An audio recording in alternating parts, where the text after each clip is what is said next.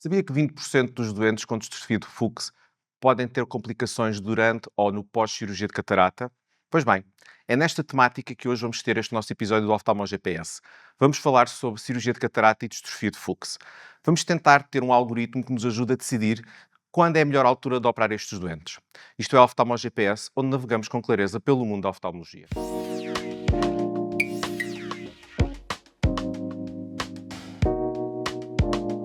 Olá a todos, bem-vindos a mais um episódio do Oftalmo GPS. O meu nome é Vítor Maduro, sou oftalmologista no LS São José e o tema que nos traz hoje é a junção da catarata com a distrofia de Fuchs.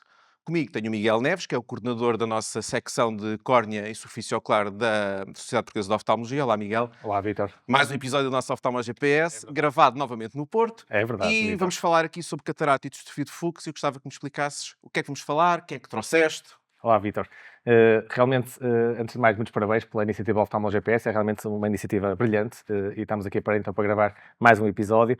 A catarata e a distrofia de Fuchs são patologias muito importantes. A catarata é muito frequente a partir de uma certa idade e a distrofia de Fuchs também tem uma frequência relativamente alta, portanto não é de desprezar, e tem a característica que ocorrem precisamente, essencialmente na mesma idade, na maior parte dos casos. E esse desafio de lidarmos com duas patologias em simultâneo é o que nos traz cá hoje. Para nos ajudar a esclarecer um pouco melhor sobre isso, algumas respostas sobre precisamente estas duas patologias, temos o Luís Oliveira, que é o coordenador da secção de córnea do Serviço de Oftalmologia do Hospital Santo António da OLS Santo António, é também o membro do Colégio de Oftalmologia da Ordem dos Médicos e é com muito gosto que tenho aqui o Luís para nos ajudar então a esclarecer aqui alguns pontos muito importantes e que certamente são motivo de dúvida em muitas das consultas de oftalmologia que um pouco por todo o país se fazem e que temos que abordar este tipo de patologias em comum. Eu gostaria de começar por perguntar então que tipo de abordagem ou de abordagens podemos ter precisamente nestes doentes com catarata e distrofia de Fuchs. Olá, Vítor. Olá, Miguel. Antes de mais, obrigado pelo convite. Realmente estas iniciativas são muito boas e é uma forma diferente de falarmos um pouco e de refletirmos sobre a oftalmologia. Realmente, como disseste, a catarata e a distrofia de Fuchs são patologias que muitas vezes coexistem, porque a distrofia de Fuchs manifesta-se geralmente numa idade em que o paciente já tem catarata, e nós temos sempre a dúvida, quando temos que abordar estes doentes, pensamos sempre qual é o fator que pesa mais na acuidade visual, se é a catarata ou se é a distrofia de Fuchs, se é a córnea ou se são ambos. No entanto, antes disso eu queria fazer aqui uma pequena consideração acerca da distrofia de Fuchs. Nós, quando ouvimos falar em distrofia de Fuchs, a primeira coisa que nós pensamos é na descompensação da córnea. E se o doente tem catarata, pensamos logo a córnea vai descompensar e vamos ter que fazer um transplante. E nós devemos ter em mente que a maior parte dos pacientes com distrofia de Fuchs não descompensam de forma espontânea, nem mesmo com cirurgia de catarata. Portanto, eu penso que o maior problema da distrofia de Fuchs não é a questão da descompensação da córnea. Na maior parte dos casos, o problema a córnea não descompensa, tem a ver com as queixas de qualidade de visão. Portanto, mesmo não descompensando, muitas vezes o paciente queixa-se na mesma de má visão. Portanto, nós optamos muitas vezes por exemplo, fazer primeiro a cirurgia de catarata e verificamos que o doente não melhora nada, ou às vezes até piora e a córnea não descompensou. Portanto, porque realmente o problema não é uma questão da descompensação, é sim a qualidade da visão por causa das gotatas. Muitas vezes até temos visões de 8, 10 décimos e doentes com imensas queixas, é verdade. Imensas queixas de qualidade. Agora, nós temos várias abordagens possíveis. Aliás, há 4 abordagens possíveis, na minha opinião, para estes pacientes, mas geralmente, na maior parte dos casos, na esmagadora maioria dos casos, coloca-se entre duas opções. É se vamos fazer primeiro a cirurgia de catarata e, eventualmente, depois o transplante endotelial num segundo tempo, caso seja necessário, e penso que esta é uma atitude um bocadinho mais conservadora e é sempre aceitável e sempre segura, ou quando é que vamos fazer logo em simultâneo para evitar 2 cirurgias, para evitar um tempo de recuperação mais longo, quando vamos associar a catarata ao transplante endotelial. Depois há 2 outras abordagens menos frequentes, que é quando fazemos o procedimento inverso, quando é que fazemos primeiro o transplante endotelial e a seguir a cirurgia de catarata. Isto põe-se apenas, penso que em 2 situações, ou em pacientes muito jovens, que não têm de facto nenhum grau de catarata e aí vamos tentar preservar o cristalino, temos a certeza que a distrofia está avançada e a queixa é daí e optamos por fazer primeiro o transplante, ou então em situações em que a distrofia já está descompensada de forma espontânea e não temos transparência para tirar o cristalino em simultâneo.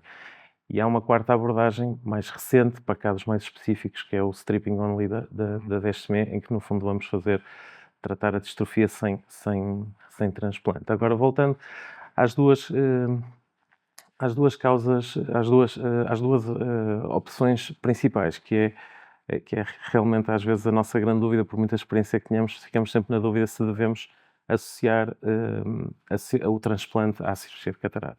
Pois, realmente essa é uma dúvida que nós temos na nossa prática clínica. Há algum sinal que tu vejas, por exemplo, na tomografia, no Pentacam, por exemplo, que te ajude a decidir precisamente na tomada de decisão nesses casos?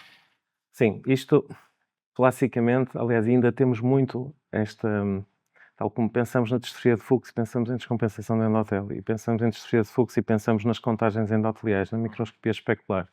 Isto faz-me lembrar um bocado do keratocone, quando eu era interno também olhávamos para o diagnóstico, não é para a classificação, olhávamos para as keratometrias e se calhar a keratometria é o último parâmetro que nós vamos olhar para fazer o diagnóstico de keratocone, podemos ter keratocones com capas baixas. E aqui eu olho cada vez menos para a contagem endotelial. A contagem endotelial diz muito pouco acerca a menos que seja muito baixa mesmo e que esteja em pré-descompensação, senão diz muito pouco acerca da gravidade. Mas tu não achas que, por exemplo, mais do que a contagem, o padrão de solar que tu tens ou como é que as periferias estão, por exemplo? Era aí que eu queria chegar, porque classicamente nós, aliás, até havia uma guideline da Cornea Society, que há cerca de 15 ou 20 anos, que dizia que era a forma de diferenciar a nossa abordagem, era córneas com paquimetrias acima de 640 e contagens abaixo de 1000 células, era para associar transplante endotelial. Abaixo disso, era para não associar, porque o risco de descompensação é baixo. E é verdade, só que a questão é assim, as córneas, se seguirmos essa linha antiga, as córneas em geral não descompensam, mas o problema da qualidade de visão está lá. E por isso é que eu, atualmente, para seguimento dos doentes e mesmo para decisão clínica, faço a microscopia especular, mas não é isso que me faz decidir. Olho muito mais por duas coisas. Uma, as queixas do paciente. Como o Miguel disse, pacientes às vezes com 8, 9, mesmo 10 décimos, mas têm imensas queixas de qualidade de visão, sensibilidade ao contraste, condução noturna, etc. Acho que isso é muito importante, principalmente até ver ao longo do dia, isto é, como é que a evolução da qualidade visual do doente tem. Isso para mim também tem um peso importante, Sim. a distribuição horária das queixas visuais destes doentes com distrofia de Fuchs. Portanto, olho pouco para a Snellen, para a escala para a qualidade visual de Snellen, mas muito para as queixas subjetivas do paciente.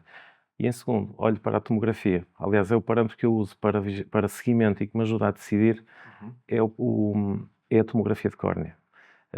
Em especial, há vários parâmetros que nós podemos olhar, mas aquele que eu acho que se correlaciona melhor com a disfunção endotelial e com a afetação da visão é a elevação posterior. As córneas normais nós temos elevações posteriores positivas e, no fundo, nas distrofias de Fuchs, que estão muito avançadas, a elevação posterior está negativa e às vezes muito, muito negativa.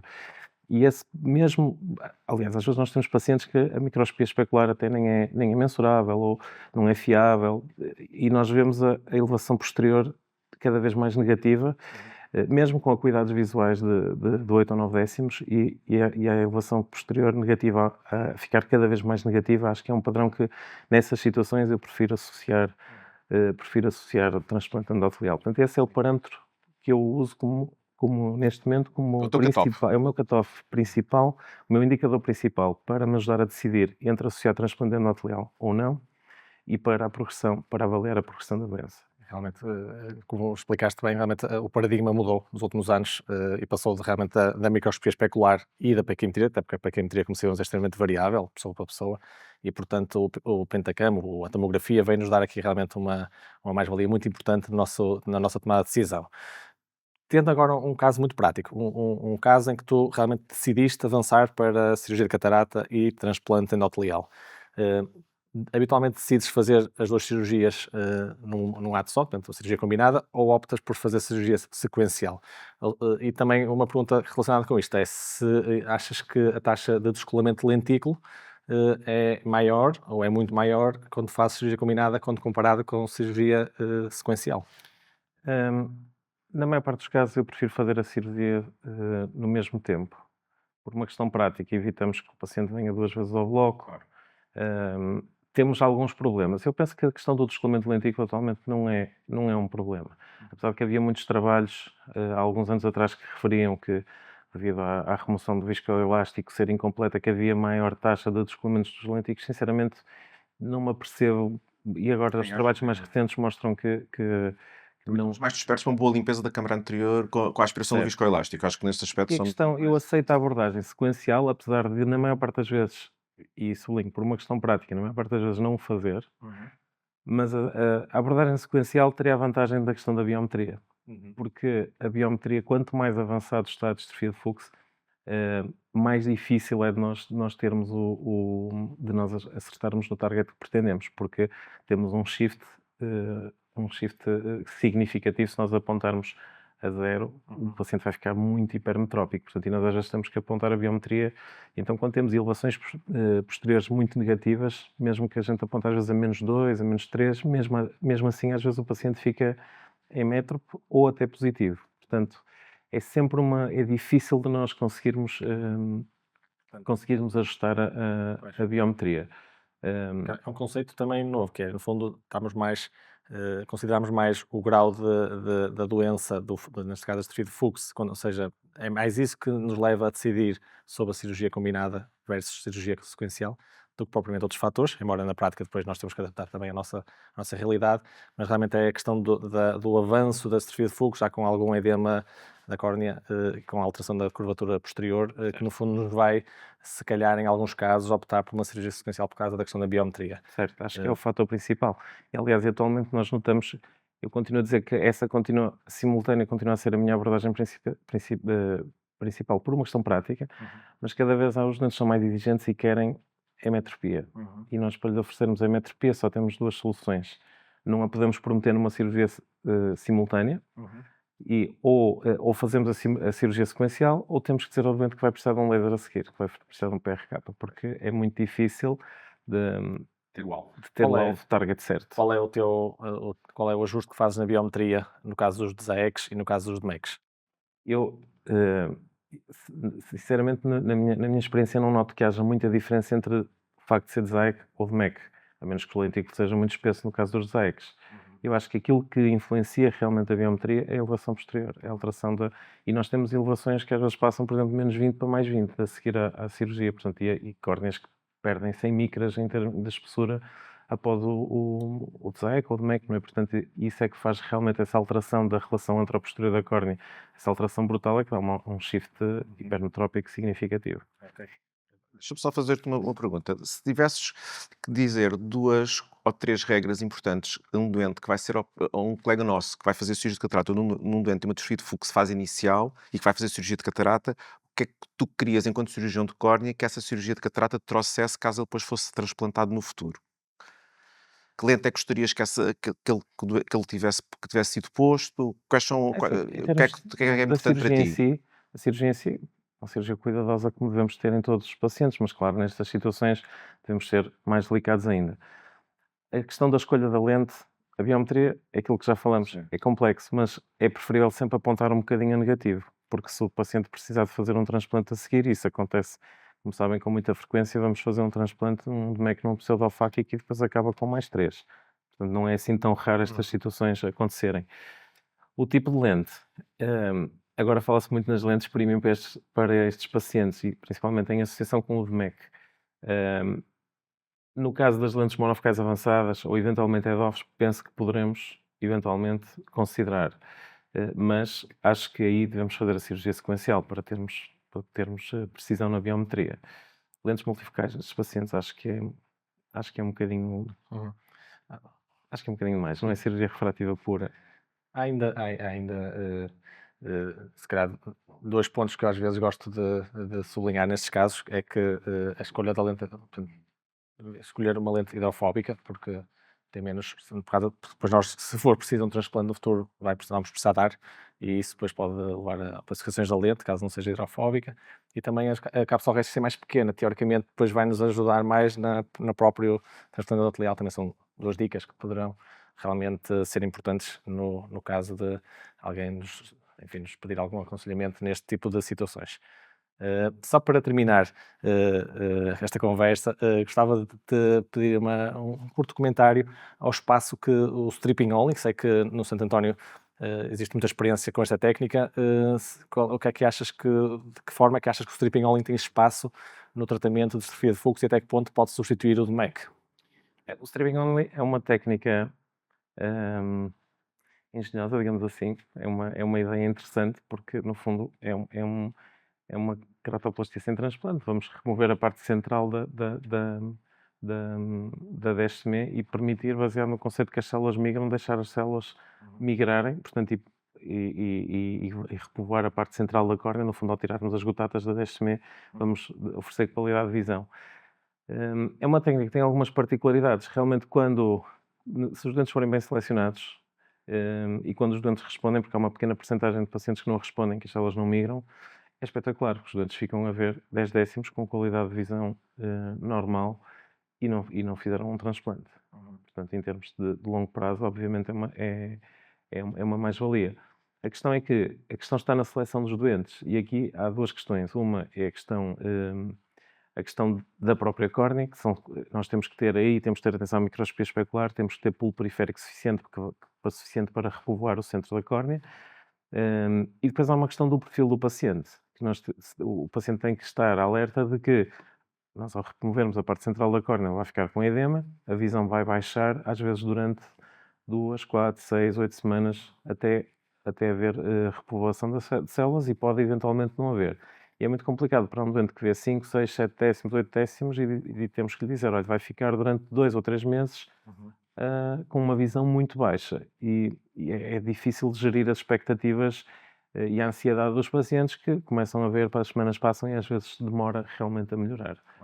Tem sempre a hipótese. Mas para casos muito selecionados, Claro. em que isto é negociado, discutido com o paciente, é uma E nos casos é em uma que ótima não, opção. e nos casos em que não corre bem, há sempre a possibilidade de fazer um transplante Claro, passado exato, 3, isso 4 está meses sempre- e está sempre portanto, em cima está da sempre mesa. salvaguardada Claro a que sim. segurança do doente. Muito obrigado. Ok, muito Obrigado. bem. Então, terminamos esta parte aqui da entrevista e vamos entrar à nossa rubrica fixa, que é o Infocus. Luís, o que é que nos trouxeste para esta parte em que é-te pedido um artigo, uma técnica? O que é que nos trouxeste neste episódio?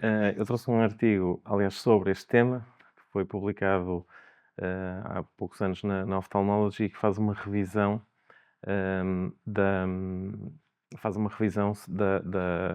no fundo, destes parâmetros tomográficos na distrofia de fluxo e que nos ajuda a tomar a decisão. Ele fala essencialmente em 3 parâmetros. Um deles é, como já referi, a elevação posterior, que na minha opinião é o mais importante, a elevação posterior negativa.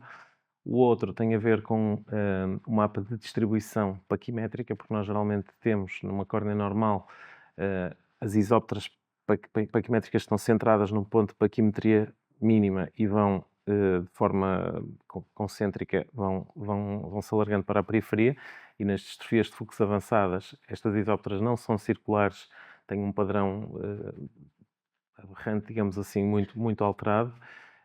E o terceiro parâmetro tomográfico é a localização do ponto mais fino da córnea, que geralmente nas córneas normais está localizado infratemporalmente e nas distrofias de fluxo avançadas muitas vezes está superior ou nasal numa outra localização.